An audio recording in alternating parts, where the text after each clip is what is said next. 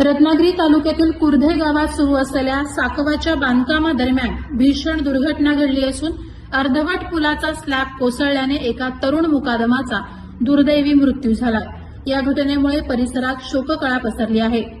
मिळालेल्या माहितीनुसार कुर्धे येथील लिंगायतवाडी आणि खोताचीवाडी दरम्यान नदीवर साकव योजना कार्यक्रमाअंतर्गत सुमारे 55 लाख रुपयांच्या निधीतून छोट्या पुलाचं बांधकाम सुरू होतं।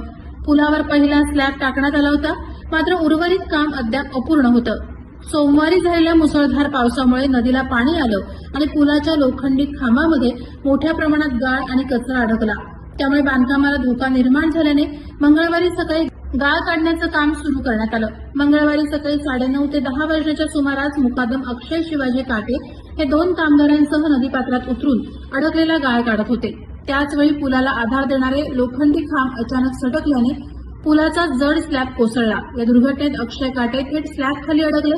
नदीपात्रात पाणी साचलेलं असल्याने बचाव कार्य करताना मोठ्या अडचणी निर्माण झाल्या। सुदैवाने या दुर्घटनेत 2 कामगार आणि 4 पादचारी थोडक्यात बचावले। घटनेची माहिती मिळताच स्थानिक ग्रामस्थ, पोलीस आणि प्रशासनातील अधिकारी घटनास्थळी दाखल झाले। जेसीबीच्या सहाय्याने मलबा हटवून शोध आणि बचाव कार्य सुरू करण्यात आलं। बराच वेळ प्रयत्न केल्यानंतर अक्षय काटे यांना बाहेर काढण्यात आलं आणि तातडीनं जिल्हा शासकीय रुग्णालयात हलवण्यात आलं। मात्र तेथील वैद्यकीय अधिकाऱ्यांनी तपासणीनंतर त्यांना मृत घोषित केलं। दरम्यान सहाय्यक पोलीस निरीक्षक प्रमोद वाघ यांच्यासह पोलीस पथक आणि स्थानिक लोकप्रतिनिधी आणि शेकडो ग्रामस्थ घटनास्थळी उपस्थित होते। या प्रकरणाची नोंद पूर्णगड पोलीस ठाण्यात करण्यात आली आहे। प्रहार डिजिटलसाठी अनघा निकम मगदूम, रत्नागिरी।